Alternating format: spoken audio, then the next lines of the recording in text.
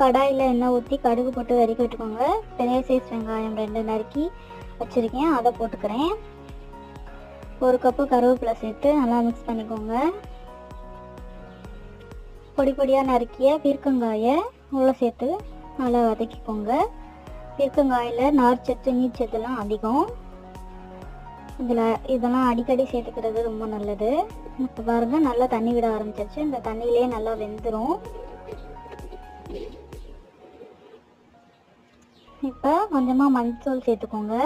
சேர்த்து நல்லா மிக்ஸ் பண்ணிக்கோங்க. இப்போ தேவையான உப்பு சேர்த்து மிக்ஸ் பண்ணிக்கலாம். இதுக்கு நான் 2 முட்டை ஊற்றுறேன். உடச்சி ஊற்றியாச்சு. நல்லா மிக்ஸ் பண்ணி விட்டுக்கோங்க. மிக்ஸ் பண்ணியாச்சு. இப்போ பாருங்கள், கடைசியாக மிளகு ஜீரகம் சேர்த்து நல்லா மிக்ஸ் பண்ணிடுங்க. இப்போ சூப்பரான